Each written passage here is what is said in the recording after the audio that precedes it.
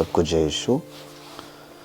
आज मेरा YouTube पे पहला दिन है और मैं पहला वीडियो बना रहा हूँ। मुझे नहीं पता है कैसे करना होता है, पर आज ट्राई कर रहा हूँ क्योंकि बहुत से भाई बहन थे जो YouTube पे मेरा चैनल पूछते थे है नहीं है, ज्वाइन करना चाहते हैं, और मेरा चैनल वगैरह था नहीं। तो आज मेरा भाई आया है और वो चैनल वगैरह बनाया है। अब प्रभु का सुसमाचार बांटने के लिए अगर ये सहायता अगर करे YouTube तो अच्छी बात है। जो अगर सच में भूखे प्यासे हैं प्रभु के, जो चाहते हैं कि प्रभु का वचन उन तक पहुँचे, और हम संगति में हमेशा तो साथ नहीं रह सकते, लेकिन अगर प्रभु के सुसमाचार को हम YouTube के द्वारा अगर जैसे प्रभु के दास लोग पहुंचा रहे हैं, अगर मेरे द्वारा भी किसी के पास पहुंचे और इस वचन के द्वारा अगर वो सच में अपने जीवन को प्रभु के करीब लेके जाए तो मैं अपने आप को बहुत धन्य समझूंगा। और परमेश्वर जिस तरह वचन में कहते हैं कि आप आग में किसी को बाहर खींच लो, अगर इस टाइप का कुछ भी मेरे जीवन से हो तो मुझे बहुत खुशी मिलेगी। इसलिए आज मैं पहला वीडियो बना रहा हूँ। मुझे नहीं पता ये सब कैसे करना होता है, और आप सब जानते हैं कैमरा के सामने खड़ा होना थोड़ा अजीब लगता है, तो मुझे भी थोड़ा पहला दिन है अजीब लग रहा है, तो भूल चूक माफ़। आइए हम प्रभु का एक वचन निकालेंगे। हम इब्रानी में जाएंगे। इब्रानियों अध्याय 4 पद संख्या 14 से 16 देखेंगे। इब्रानियों की पत्री वो पत्री है, लेखक अपना नाम तक नहीं दिया है, क्योंकि उन दिनों में इब्रानियों की जब पत्री लिखी गई थी उन दिनों में मसीहियत धीरे धीरे समाप्त होने वाली थी। क्यों? इतना डर भय उनके अंदर आ गया था, विश्वास इतना ठंडा हो चुका था कि यीशु मसीह के लोग ही यीशु मसीह से दूर जाने लगे थे। उस समय उन दिनों में ये पत्री लिखी गई है। और जैसे कि मैं इसका भूमिका अगर देखता हूँ तो इस भूमिका में तो नहीं है, लेकिन जब आप बहुत सी ऐसी जैसे कि और बाइबल हैं उनमें से आप देखोगे ना तो पता चलेगा। इसी वजह से मैं नहीं कहता कि ऐसा कुछ है, लेकिन अगर थोड़ा सा इस बात पे, जब आज मैं वचन पढ़ रहा था तो मनन चिंतन कर रहा था कि जब लेखक लिखता है कि उन दिनों में विश्वास बहुतों का ठंडा पड़ने लगा था, विश्वास से फिरने लगे थे। उन दिनों में शायद क्या पता ये विश्वासी जो इस पत्री को लिखा है अपना नाम इसलिए ना लिखा हो, या ये भी हो सकता है, लेकिन ज़्यादातर से मैं मानूँ तो ये हो सकता है कि वो अपना नाम बताना ज़रूरी नहीं समझा कि मैं कौन हूँ।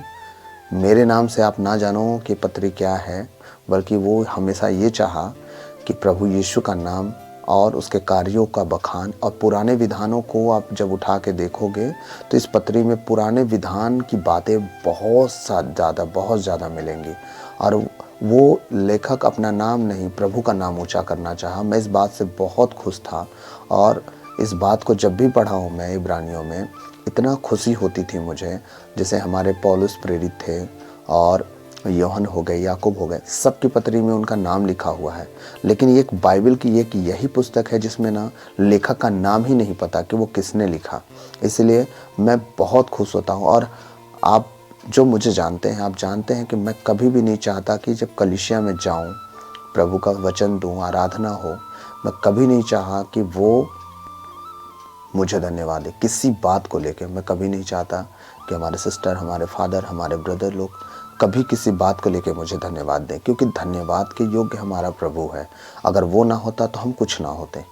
जैसे कुछ लोग सहानुभूति के लिए या दिल रखने के लिए या तो मुझे खुश करने के लिए जैसे कभी कुछ बोलते हैं कि नहीं प्रभु के दास को भी धन्यवाद की ज़रूरत है। मैं बोलता हूँ बिल्कुल सही है, लेकिन मैं चाहता हूँ, मैं हम्बली रिक्वेस्ट करके बोलता हूँ कि मैं चाहता हूँ प्लीज़ आप लोग मुझे धन्यवाद ना दें। और मैं इस वीडियो में इसलिए बात रख रहा हूँ ताकि मैं लॉन्ग लाइफ चाहता हूँ ना, कि मुझे कभी सच में हाथ जोड़ के बोल रहा हूँ, मुझे कभी आप धन्यवाद ना बोले किसी बात को लेके। अगर जो कुछ मैं करता हूँ प्रभु के नाम से करता हूँ तो मैं अपने नाम से थोड़ी करता हूँ। हाँ, जैसे पौलुस कहते हैं कि पौलुस कुछ है या अपोल्लुस कुछ है, कुछ भी नहीं। हम जो कुछ है प्रभु यीशु हैं, तो हम हर बात में प्रभु यीशु को धन्यवाद दें। हाँ, मुझे धन्यवाद इसलिए नहीं चाहिए कि मैंने कुछ किया, मैं कुछ नहीं करता हूँ, जो करते हैं प्रभु यीशु करते हैं। इसलिए धन्यवाद के योग्य, आदर सम्मान गौरव महिमा के योग्य हमारे प्रभु हैं। आइए हम प्रभु के वचन में जाएंगे। थोड़ा ठंड बहुत ज़्यादा है और अभी 1:45 बज रहे हैं रात के, और आज 27 तारीख जनवरी का है ना? हाँ, 27 जनवरी आज। तो आज हमारा पहला वीडियो है और हम प्रभु के वचन में जाएंगे। हम जब वचन देखते हैं इब्रानियों के नाम पत्री अध्याय 4 पद संख्या 14 से 16, इसमें लिखा है, नवीन विधान के प्रधान याजक मसीह, नवीन विधान के प्रधान याजक मसीह, नए विधान के प्रधान याजक मसीह। ठीक है, प्रधान याजक थोड़ा हम समझते हैं गहराई से ना, कि पुराने विधान में हमारे प्रधान याजक थे मूसा के भाई हारून, है ना? मान लीजिए प्रधान याजक मूसा हो गए, उनके महायाजक हो गए हारून, क्योंकि मिलाप वाले तंबू में सिर्फ उन्हीं को बलिदान चढ़ाने का अधिकार था और कोई भी व्यक्ति नहीं जा सकता था। उनके जाने के बाद महायाजक का पदवी अगर किसी को मिला लेवियों के घराने के बाद, तो हमारे प्रभु यीशु मसीह को, जो पिता परमेश्वर को बलिदान करके चढ़ा सके, तो उन्होंने भेड़ बकरे कुछ भी नहीं बलिदान किया, खुद को बलिदान किए। तो उनसे बड़ा बलिदान किसी ने नहीं किया, इसलिए हमारे महायाजक वो ठहरे हैं। आमीन। हमारे प्रभु का वचन कहता है, हमारे अपने एक महान प्रधान याजक हैं, अर्थात ईश्वर के पुत्र ईसा। कौन है वो? ईश्वर के पुत्र ईसा हमारे अपने एक महान प्रधान याजक हैं, अर्थात ईश्वर के पुत्र ईसा, जो आकाश पार कर चुके हैं। आकाश पार कर चुके हैं, आप समझिएगा। जब इब्रानियों 6 में आप जब जाओगे तब आपको पता चलेगा कि किस आकाश की बात कर रहे हैं, और जो पार कर चुके हैं, जहाँ पे संसार की प्रधानताएं हैं, शैतानी शक्तियां हैं जो आकाश में विचरती रहती हैं। हाँ, जहाँ दानियल की प्रार्थना को रोक दी गई थी, मूसा के शव को लेने आए थे परमेश्वर के दूत, प्रधान दूत मिखाएल, उस समय वो झगड़ने लगा था। वो सारी शक्तियाँ कहाँ हैं? आकाश में हैं। लेकिन हमारा प्रभु यीशु से पार कर चुका है। किस लिए पार कर चुका है? हम देखते हैं। थोड़ी खांसी है, इसके लिए सॉरी। अर्थात ईश्वर के पुत्र ईसा, जो आकाश पार कर चुके हैं, इसलिए हम अपने विश्वास में सुदृढ़ रहें। हमारा विश्वास डगमगाना नहीं चाहिए। जीवन में कभी भी हमारे प्रभु यीशु मसीह के प्रति सदा ईमानदारी से बना रहे कि वो था, वो है और वो आने वाला है। दुनिया इधर से उधर हो जाए, इस वचन में लिखा हुआ एक बिंदु बिना पूरा हुए नहीं टलेगा, क्योंकि वचन कहता है आकाश और पृथ्वी का टल जाना, हट जाना, मिट जाना सहज है, लेकिन इसमें लिखा हुआ एक भी वचन या एक भी मात्रा या एक भी बिंदु, एक भी डैश, एक भी कुछ भी बिना पूरा हुए कभी नहीं टल सकता। इसलिए इन बातों को हमें जानना है कि किसके द्वारा नहीं टल सकता। इन बातों को जानना है कि किसकी वजह से नहीं टल सकता। इन बातों को भी जानना है कि वो कौन है जो सब कुछ पे अधिकार रखता है, और वो है परम प्रधान परमेश्वर का इकलौता बेटा, जो जगत पे पूरा अधिकार प्राप्त किया है, जो आकाशों से पार होके गया है, और वो सिर्फ और सिर्फ हमारे लिए बस अपने जीवन को दिया। ना वो सिख के लिए, ना हिंदू के लिए, ना मुसलमान के लिए, ना ईसाइयों के लिए, ना बौद्ध धर्म के लिए। कभी बाइबल नहीं कहती किसी एक धर्म जाति के लिए। बाइबल में कभी जाति शब्द नहीं आया कि ईसा मसीह के विषय में जब बात होती है तो वो जात धर्म की बात नहीं करता। बाइबल जब हम पढ़ते हैं उसमें लिखा गया है कि पूरे संपूर्ण मानव जाति में कोई जाति आया क्या? संपूर्ण मानव जाति में किसी का एक धर्म आया क्या? संपूर्ण मानव जाति में किसी एक विषय पे बात हुई क्या? संपूर्ण मानव जाति में किसी एक कुल या एक खानदान की बात हुई? नहीं। संपूर्ण मानव जाति का मतलब संपूर्ण मतलब पूरी जगत में जितनी मानव जातियां हैं, चाहे वो अमेज़न के जंगल में आज जो इंसानों को मार के खा जाए उनकी बातें हों, संपूर्ण मानव जाति के विषय में वो बात करता है। उन संपूर्ण मानव जाति के लिए अपने आप को बलिदान किया ताकि वो महायाजक का पद पाए। और वो ऐसा बलिदान था जो दुनिया में कोई नहीं कर सकता था कि दूसरे के पाप के लिए खुद मर जाए। आज हम अपने बेटे के लिए, अपनी बेटी के लिए क्या मरते हैं? क्या हमारा परिवार का कोई सदस्य हमारा अपना इस संसार को छोड़ जाता है तो क्या हम उसके लिए अपनी जान देते हैं? नहीं। अगर कोई फांसी पे चढ़ता है, अगर गवर्नमेंट अगर उसे कहे कि नहीं इसे फांसी की सजा हो जाएगी, तो क्या उसके बदले कोई और मरता है? नहीं, वही व्यक्ति मरता है। लेकिन जब वो व्यक्ति मरता है तो उसके साथ कोई और मरता है? नहीं। लेकिन हमारा परमेश्वर इतना दयालु था कि स्वर्ग छोड़ दिया हमारे लिए ताकि हम बच जाएं, क्योंकि परमेश्वर जो हमारे सर्वशक्तिमान परमेश्वर हैं वो जलन रखने वाले परमेश्वर हैं। कभी इजराइलियों को माफ नहीं किए। जब भी वो गलती किए, कभी सांप विषैले भेज दिए, कभी स्वर्ग से वेदी से आग निकली, 250 लेवी याजक मर गए और परमेश्वर मरी से मारा। क्यों? उनके बुनबुनाहट के कारण। लेकिन आज हमारे प्रभु यीशु की दया हम पर ऐसी हुई कि हम जो जी में आ रहा है कर भी रहे हैं, लेकिन यीशु से माफ़ी मांगने के बाद हमें आप माफ़ी भी मिल रही है। अलग बात है कि हमारे कर्मों का फल भी हमें मिलता है, लेकिन याद रखिएगा प्रभु यीशु इतना दयालु है कि जो अगर दिल से, आत्मा से, वो सब छोड़िए, मेरे जैसे गुनाहगार पापी को अगर यीशु मसीह ग्रहण कर लिया, आप तो बहुत बड़े धर्मी हो। मैं बाकी वीडियोस में सारी बातों को बताऊंगा, अपनी गवाहियां भी दे दूंगा थोड़ा थोड़ा करके।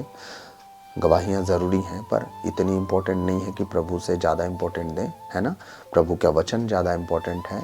मेरी गवाही से शायद आपका जीवन ना बचे, लेकिन प्रभु के वचन से आपका जीवन बचेगा। इसलिए मैं ज़्यादा फोकस गवाहियों में नहीं, प्रभु के वचन में रखता हूँ। तो हमारे लिए मैं नहीं मरा, हमारे लिए प्रभु मरे हैं, इसलिए उसकी गवाही ज़रूरी है। आमीन। प्रभु का वचन कहता है, इसलिए हम अपने विश्वास में सुदृढ़ रहें। हमारा विश्वास क्या है? यीशु मसीह, वो है, सब कुछ है। वही जो विश्वास है उस पर ही ध्यान देना है हमको। आगे वचन कहता है, हमारे प्रधान याजक हमारी दुर्बलताओं में हमसे सहानुभूति रख सकते हैं। हमारे दुर्बलताओं में कौन है? वो प्रधान याजक। कौन है? प्रधान याजक हमारी दुर्बलताओं में हमसे सहानुभूति रख सकते हैं, क्योंकि पाप के अतिरिक्त अन्य सभी बातों में उनकी परीक्षा हमारी ही तरह ली गई है।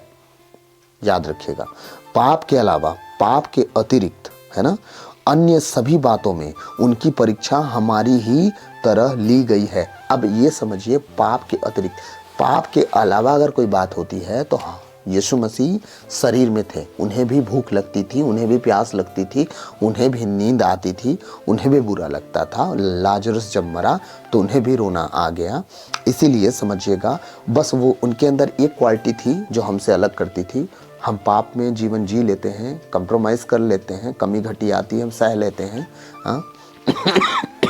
लेकिन प्रभु यीशु के साथ ये कभी नहीं था। इसलिए याद रखिएगा, परमेश्वर हमारा प्रभु यीशु मसीह बचपन से धर्मी था, माँ के गर्भ से पवित्र था और पिता के घर से उसका बेटा था। इसीलिए उसका और हमसे कोई कंपेयर हो ही नहीं सकता। लेकिन बाकी चीज़ों में जितनी चीज़ें हम महसूस करते हैं, जो सेंस हम रखते हैं, हमारा प्रभु उससे बढ़ के रखता है। इसका मतलब अगर हमें थोड़ा लगता है कि किसी के कुछ कहने से हमें बुरा लगता है, तो यीशु मसीह अगर उससे ज़्यादा सेंस रखते हैं तो कितना उनको बुरा लग सकता है। लेकिन फिर भी उन सब बातों पे ना लड़े, ना झगड़े, ना सह लिए। लिखा है वचन में, वो गाली के बदले गाली नहीं देता था, मतलब उसे गाली भी पड़ती रही होगी। हाँ, पौलुस प्रेरित कहते हैं कि वो गाली के बदले गाली नहीं दिया, मतलब उसे गाली देते रहे होंगे लोग, हाँ, कुछ बोलते रहे होंगे, लेकिन वो पलट के जवाब नहीं दिया। हमसे क्यों भिन्न होता है, वो क्यों अलग होता है? इसीलिए कि हमें अगर कोई गाली दे, हमें तुरंत बुरा लगता है और हम उसके मुंह पे भले ना बोले कि हम बहुत बड़े धर्मी हैं, हम इस मसीही हैं, ईसाई हैं, हम बहुत सह लेने वाले लोग हैं, लेकिन अंदर कितनी तूफान जग जाती है, हाँ, कितना पाए और फोड़ डालें उसको, स्वभाव ऐसा आ जाता है, हाँ मेरे को बोला, फिर जिंदगी भर उस व्यक्ति से हम बात करना पसंद नहीं करेंगे। क्या प्रभु ने ऐसा कहा? नो। वो जब भी गया सुसमाचार सुनाया, जो लोग उसे उल्टा सीधा बोलते थे उनके बीच में खड़े होकर प्रभु परमेश्वर की बातें किया। याद रखिएगा, पुराना विधान जीना सिखाया, चलना सिखाया, उठना बैठना सिखाया, धरती पे कैसे रहना है वो सिखाया। हाँ, पृथ्वी पर किस तरह जीवन जीना है वो सिखाया। हमारे शरीर के लिए क्या सही है, घर के लिए क्या सही है, परिवार के लिए क्या सही है, खुदा को क्या पसंद है, किस तरह जीना है, सब कुछ। लेकिन जब नए विधान में हम आते हैं, धन संसार की बातों को छोड़ो, अब स्वर्ग की बातों पे ध्यान दो। क्यों? क्योंकि जहां तुम्हें जाना है उस पर ध्यान दो। क्यों? परमेश्वर ने कनान देश पहुंचने से पहले अपने लोगों को बार बार चिताता रहा कि ऐसे करना, ऐसे करना, ऐसे होम बलिदान हो, ऐसे मेल बलिदान हो, ऐसे पाप बलिदान हो, सब कुछ। क्यों बताता रहा? क्योंकि वो एक रूल चाहता है हमसे, एक नियम चाहता है कि तुम जीव जंतुओं की तरह नहीं, मनुष्य की तरह जियो। और मनुष्य किस तरह जिए? जिस तरह मैं जिया हूं। परमेश्वर ने अपने वचनों में कहा है, जिस तरह मैं हूं वैसे तुम भी बनो। वो कभी नहीं चाहता कि हम कुछ भी बने, वो चाहता है जिस तरह यीशु मसीह खुद हैं वैसे हम बने। हाँ, अब वो जिस तरह वो चाहता है, इसका मतलब कनान देश से पहले मिस्र में जब हम गुलामी में थे सॉरी, प्रभु के लोग, हाँ, उन दिनों में वो किसी भी तरह से जीवन जीते थे। इसीलिए बार बार कुटकुटाते थे, बार बार भुनभुनाते थे, वहां की खाने की चीजों को याद करते थे। लेकिन जब गुलामी से बाहर निकाला, परमेश्वर ने स्ट्रगल करवाया, इतना मेहनत करवाया। वो जब वचन कहता कि भोर को ही परमेश्वर का बादल उठ गया, आग का बादल, बादल का खंभा, और उनके साथ तंबू और छावनी भी उसके साथ साथ उठती थी। जब जब वो निकलता था तब तब वो साथ में जाते थे। इसका मतलब भोर में सब कब रात दिन जगते रहे होंगे? नहीं, सोते रहे होंगे। लेकिन जो पहरेदार हुआ करते थे, छावनी की पहरा करते थे, जो 50 साल से ऊपर के उम्र के लोग थे, लेवी के घरानों के लोग, वो बताते थे कि परमेश्वर का बादल उठ रहा है, अब मतलब सबको तुरंत निकलना है। जितने बाल, परिवार, बच्चे, तंबू, भेड़, बकरी, सब कुछ राइट नाउ हाँक दिए जाते थे उस बादल के पीछे पीछे। जब तक वो चलता था तब तक लोग चलते थे, जब वो ठहरता था तब तक लोग ठहरे रहते थे। जगह मैटर नहीं करता था, इसलिए भुनभुनाते थे। कभी भी जंगल में खड़ा हो जाता था, रेगिस्तान में खड़ा हो गया, पत्थरों में खड़ा हो गया, पानी का पता नहीं, तब तो लड़ाइयाँ शुरू हो गई ना मूसा के विरुद्ध में। इसीलिए परमेश्वर स्ट्रगल कराया कि जिस देश में तुम्हें लेके जा रहा हूं ना, शहद और मधु और दूध की धारा जहां बह रही है, वो भी भूमि में बह नहीं रहा है। तुम्हें मेहनत करनी है। हाँ, बैठ के खाना नहीं मिलेगा। मिस्र में तुम गुलामी किए, खाना तुमको दे दिया गया बस। लेकिन यहाँ तुम्हें अब मेहनत करना है। जमीन पे मेहनत करने वाला व्यक्ति परमेश्वर को पसंद है। अगर हम रात दिन खा के सोते रहेंगे, खुदा हमारे जीवन में यूं ही काम नहीं करेगा। उसके लिए हमें जगना पड़ेगा, प्रभु के साथ समय बिताना पड़ेगा। आप कहेंगे प्रभु के साथ समय बिताना क्या होता है? प्रभु में की हुई मेहनत कभी व्यर्थ नहीं जाती। आप चाहे बाइबल पढ़ लो, प्रभु को धन्यवाद दे लो, कुछ नहीं आता। प्रभु के वचनों को पढ़ो, जो आपके लिए वचन लगे कि हाँ मेरे जीवन के लिए, मेरे परिवार के लिए, मेरे घर के लिए सही है, उस वचन को आप निकालो, एक डायरी और एक पेन, उसे अलग लिखो, अपने लिए प्रेयर में उसे शामिल करो। फिर अब प्रार्थना कैसे करना है, ये सब विषय मैं बाद में बताऊंगा। अभी हम इस विषय को देख लेते हैं।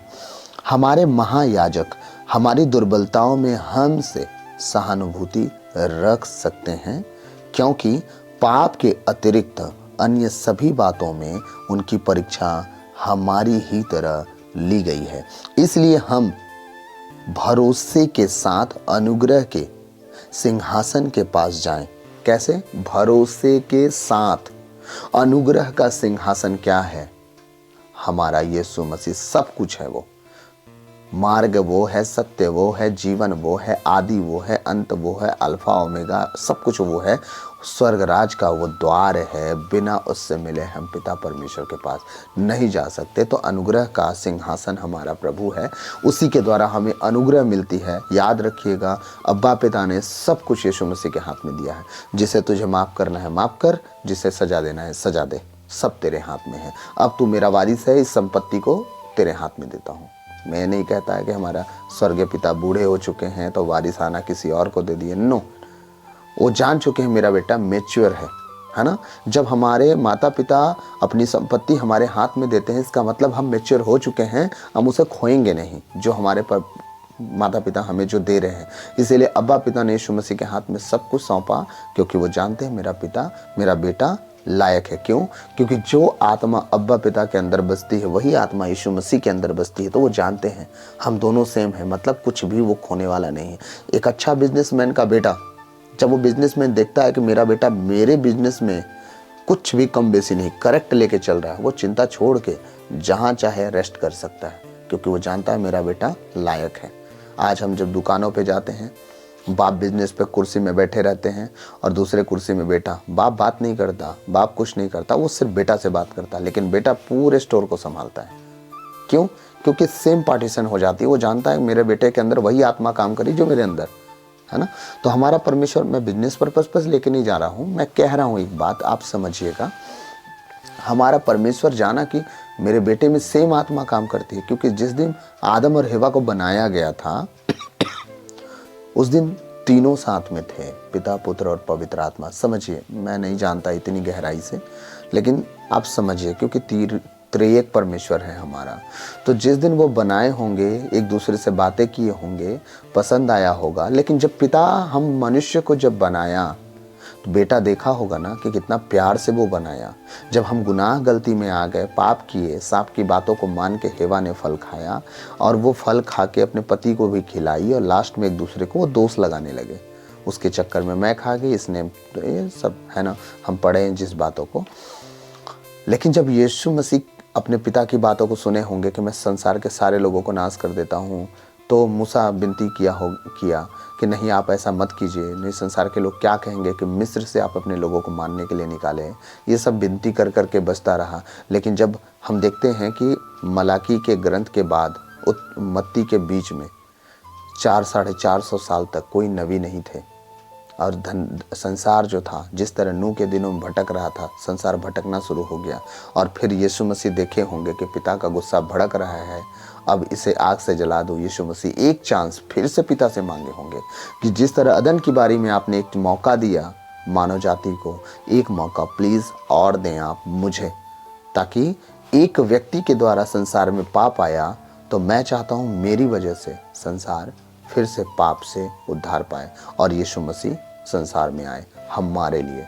इसलिए वचन कहता है, इसलिए हम भरोसे के साथ अनुग्रह के सिंहासन के पास जाएं, जिससे हमें दया मिले और हम वह कृपा प्राप्त करें जो हमारी आवश्यकताओं में हमारी सहायता करेगी।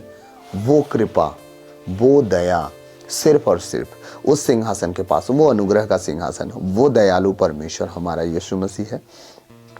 याद रखिएगा, हमें हर परिस्थिति में जीवन की सारी चिंताओं को लिए हुए, सब कहते ना छोड़ के, मैं कह रहा हूं आप नहीं छोड़ सकते। अगर आपको खाने की ज़रूरत है, भूख लगी है, तो आपको खाने की चिंता रहेगी, उसे आप नहीं छोड़ सकते।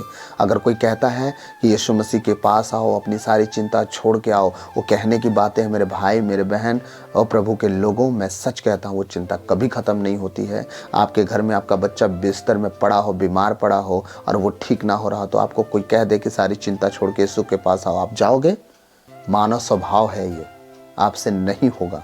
लेकिन हाँ, उन चिंताओं के साथ, खुदा के साथ बैठ के आप ये बातें जरूर रख सकते हो कि हे प्रभु, मुझ पर तू इतनी दया दे कि मेरे जीवन की सारी चिंताएं खत्म हो। जो विषय हैं जिनमें मैं फंसा हुआ हूँ, मेरे परिवार का, मेरे फाइनेंशियल सपोर्ट, जो कुछ वो जो चिंता बना है, ऐसा कुछ कर मेरे जीवन में कि वो ख़त्म हो, ताकि मैं अपने जीवन की चिंताओं को साइड में रख के ख़त्म होने के बाद पूरा का पूरा अपना जीवन का फोकस तुझ पर लगा सकूं, ताकि मेरे जीवन में तू बढ़ के काम करे और मैं बड़ी बड़ी गवाहियों के साथ तेरे लिए खड़ा हूं। एक बात याद रखिएगा, प्रकाशन ग्रंथ में लिखा हुआ है कि जो यीशु मसीह का जो गवाही देता है, वो यीशु मसीह के नाम से भविष्यवाणी करता है। कि मतलब गवाही देने का मतलब, आप बीमार थे, आप चंगे हो गए, आप कलीसिया के सामने ढिंढोरा पीट के कह रहे हो कि जो मुझ पर अधिकार रखा था, जिसके कारण मैं बीमार था, किसी परेशानी में थे आप, परमेश्वर ने आपको उस परेशानी से छुड़ाया, आज़ाद किया। हाँ, अब आपने क्या किया? परमेश्वर का नाम लिया और एक गवाही दिया। आप समझिएगा, परमेश्वर के दूत उस गवाही को खराब नहीं होने देना चाहते, इसलिए वो आपकी रक्षा भी करते हैं। लेकिन गवाहियाँ खराब तब होती हैं जब हम फिर सेम गुनाहों में गिरते हैं और फिर सेम बुराइयाँ, वही तकलीफ़ें, वही बीमारियाँ एंटर कर जाती हैं। कारण है इसी वजह से कि हम जिन गुनाहों के कारण बीमारियों में आए, अगर हम गुनाहों को छोड़ के खुदा के सामने नम्र और दीन बन के अपने आप को मान लिए कि प्रभु हमने गलती किया, और परमेश्वर उन सारी बीमारियों को, सारी चिंताओं को निकाला, तो दोबारा हमारा भी कर्तव्य है कि उन गुनाहों की ओर झांकना तक नहीं है, देखने की बात दूर गई। जैसे फ़ोन हो गया, हम फ़ोन चलाते हैं, स्क्रॉल कर दिए, कुछ ऐसा वीडियो आया जिसे आप पहले से जानते हो ये ठीक नहीं है, आप रुक के देखते हो या उसे तुरंत हटाते हो, वो आपके ऊपर डिपेंड करता है। उसी तरह गुनाह होते हैं कि आप जब गुनाह कर चुके हो, उसके कारण अगर आपको सज़ा मिल चुकी है तो आपको पता है कि आप ये गुनाह है, तो आप उसे देखना भी पसंद नहीं करने चाहिए। अगर आप देखना पसंद करते हो आप फिर फंसोगे, नहीं देखना पसंद करते हो आप सोच लो आप उस बुराई पे, उस पाप पे जीत पा चुके हो। तो हमारा वचन इतना ही था और प्रभु इन वचनों के द्वारा हम सबको आशीष दे। जो भी कमी बेसी होगी उसे हम ठीक करेंगे और मैं विश्वास करता हूँ आगे और बेहतर होगा और बेहतर होगा। ये शुरुआत है, थोड़ा नर्वस भी हूँ मैं। तो आगे हम जब वचन में जाएंगे और वचन का प्रकाशन है, बहुत सारी बातें हैं, पुराने विधान की बातें हैं, नए विधान की बातें हैं, हम सब बातों पे विषय पे बात करेंगे और प्रभु के वचनों को आप तक पहुंचाऊंगा। और मैं आपसे विनती और रिक्वेस्ट करता हूं कि आप कुछ भी करो, जो मैं वचन आपसे बांटूं, आप ना बस इतना करना जितना आपको, मतलब यूट्यूब पे आप जब भी देखोगे किसी की बातें कोई भी यूट्यूब पे उठा लेता है और उन्हें कुछ भी मतलब एक विषय बना लेते हैं और इसके बाद वो एक दूसरे से बात करने के लिए जो प्रचारक है, जैसे मैं आज वीडियो बनाया, पहला वीडियो, कोई शब्द अगर मुझसे चूक हो गई, और मानव स्वभाव है कभी कभी ज़्यादातर से हो जाता है, हमसे कुछ बातें ऐसी हो जाती हैं जो नहीं बोलना था वो गलती से निकल गया, और कभी हमारे टॉपिक के अनुसार भी वो बातें निकल जाती हैं। कुछ लोग उसको इशू बना लेते हैं और हाईलाइट करते हैं और पूरी दुनिया को दिखाते हैं और बोलते हैं व्यक्ति गलत है। प्रभु ने एक बात हमसे ज़रूर कहा है, इस बात को आप समझ लीजिएगा। भले हम दोष लगाते रहेंगे, लेकिन प्रभु ने एक बात कहा है, तुम दोष किसी पे भी तुम दोष ना लगाना, है ना। आज तो हम देखते हैं ना, सब कुछ दोष लगाने पे लग गए हैं। उसको वो गिराना चाहता है, उसको वो गिराना, उठाना कोई नहीं चाहता, सब गिराना चाहते हैं। बस कमेंट कर दो वो खराब है, वो खराब। आप समझिएगा, दोष ना लगाना। प्रभु ने कहा तुम दोष किसी पे भी ना लगाना, ताकि तुम पर भी दोष ना लगाया जाए। तुम दोष लगाने के कारण दोषी ठहरते हो। आप समझिएगा दोष कितना लंबा चौड़ा प्रोसेसर है। हाँ, अब आप जब दोष के चक्कर में इतना लंबा फंसने वाले हो, तो मेरा कहना है कि खुदा का काम कोई भी कर रहा है, थोड़ा सा शुरुआत भी कर रहा है, तो आप दोष लगाने से अच्छा आप डायरेक्ट संपर्क करके उसको बोलो कि अपनी गलतियां सुधार, ज़्यादा अच्छा है ना। ताकि वो भी क्या पता अच्छा कर सके आपकी एक सलाह से। जैसे मैं हो गया, अगर मुझसे कुछ गलती हुई तो आप मुझे डायरेक्ट एक मैसेज छोड़ दो कि भाई यहाँ पे जो तुम बोले हो ये ठीक नहीं था, तो उसे तुम सुधार सकते हो। अपनी वीडियो में माफ़ी मांगने का अवसर तो मिलेगा।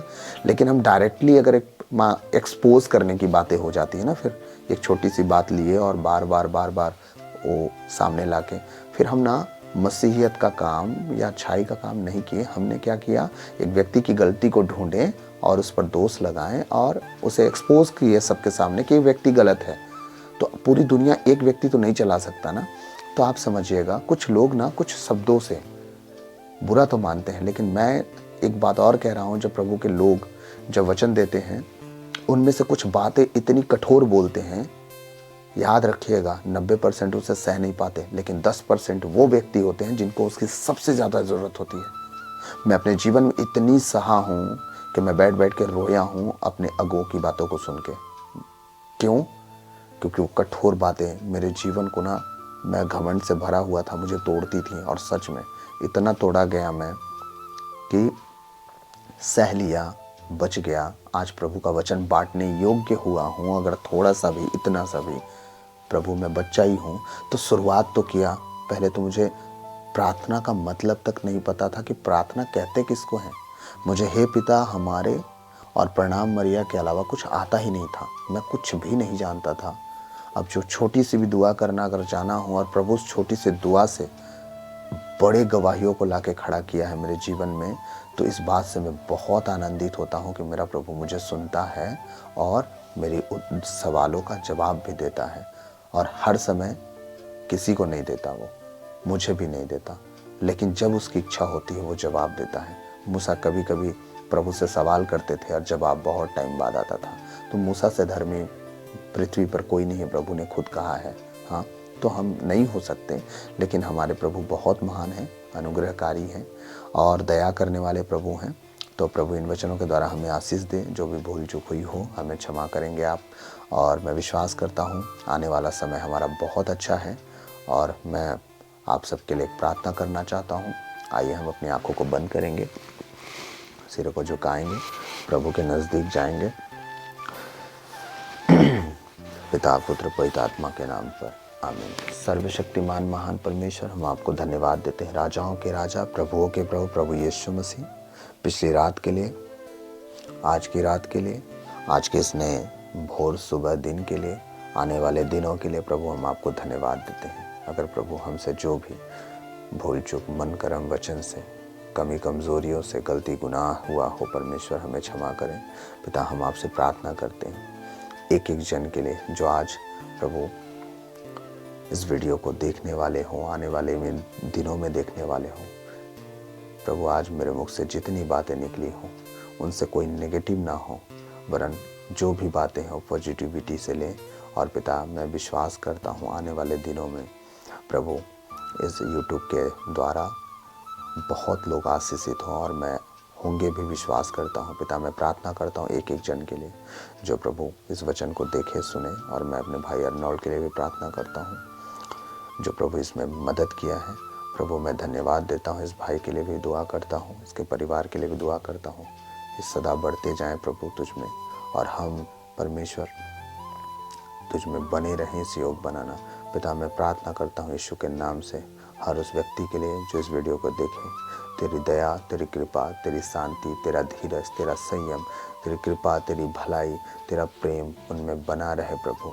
कभी भी फूट का कारण ना बने, कभी भी परमेश्वर मेरे शब्दों के द्वारा उन्हें कोई बात बुरी ना लगे, वरन उसे समझें कि मैंने किस वे से इन बातों को की है। परमेश्वर मैं प्रार्थना करता हूँ कि जब भी ये वचन सुने परमेश्वर आने वाले दिनों में उनके जीवन में बड़े बड़े काम हो खुदावंद। परमेश्वर मैं प्रार्थना करता हूँ उनके जीवन में बड़ी दया, बड़ी कृपा, बड़ी शांति आने वाली हो। पिता मैं प्रार्थना करता हूँ जब भी वचनों को सुने और हम आने वाले दिनों में बहुत लंबी प्रार्थनाओं को रखेंगे। पिता मैं प्रार्थना करता हूँ जब हम लाइव बैठे आने वाले दिनों में परमेश्वर एक मन एक चित्त होकर, जब फैमिली बड़ी हो, हम एक साथ प्रभु लंबे समय तक प्रार्थनाओं को कर सकें। इस योग बनाना परमेश्वर हमें, और बड़े बड़े परमेश्वर तेरे गवाहियों के साथ हम खड़े हों, तेरे लोगों के बीच में हम खड़े हों। प्रभु हम प्रार्थना करते हैं यीशु मसीह के नाम से। ओ परमेश्वर आप दयालु हैं, अति करुणामयी प्रभु। आप एक एक जन को जांचते हैं, उनके हृदय को जांचते हैं। आप घोर अंधकार के पीछे रहने वाले परमेश्वर हैं। आप पार होके उससे भी जांचने वाले परमेश्वर। कभी कोई अंधकार की शक्तियाँ ऐसी नहीं है जो आपको ना दिखे। आप हर एक चीज़ को देख सकते हैं। पिता हमारे हृदय को जांचने वाले आप हैं। हमारे जीवन में जो भी कमी कमज़ोरियाँ होती हैं उसे आप अच्छे से जानते हैं। प्रभु अपने हृदय की हर एक बात को आपके सामने रख छोड़ा हूँ मैं। कुछ भी बात आपसे नहीं छिपाई, और मैं चाहूँ भी तो नहीं छिपा सकता। अगर मैं छुपाऊँगा भी खुदा तो आप उसे जानेंगे, और मैं आपके नज़र में कभी सही नहीं ठहरा जाऊँगा। ये बात मैं जानता हूँ। उसी तरह मैं प्रार्थना करता हूँ आपके बेटे बेटियों के लिए, कभी कोई बात हम आपसे ना छुपाएं, कभी भी प्रभु आपके सामने रखें। जिस तरह अदन की वाटिका में जब उन्होंने फल खाया और पेड़ के पीछे छुप गए, क्या आप नहीं जानते थे कि वो कहाँ हैं? लेकिन फिर भी आपने उन्हें पुकारा। प्रभु वो अपने आप को छुपा रहे थे। पिता हम आपको ना छुपाएं। आपके पुकारने से पहले हम आपसे बोल दें कि हमसे गलती हुई है। पिता हर एक बात को आपके चरणों में रखते हैं। प्रभु सारी बातों को आपके चरणों में रखते हुए विनती नाज़रत के यीशु मसीह के मीठे और मधुर नाम से पिता आपसे हम मांगते हैं, सुनिए और दया से ग्रहण कीजिए। आमीन। क्रूस का चिन्ह पिता पुत्र पवित्र आत्मा के नाम पर आमीन। सबों को जय यीशु। प्रभु आप सबको खूब आशीष दे। प्रभु की दया आप सब पर, आपके घर घर आने पर सदा बनी रहे। फिर हम मिलते हैं अगले वीडियो में। यीशु मसीह की जय।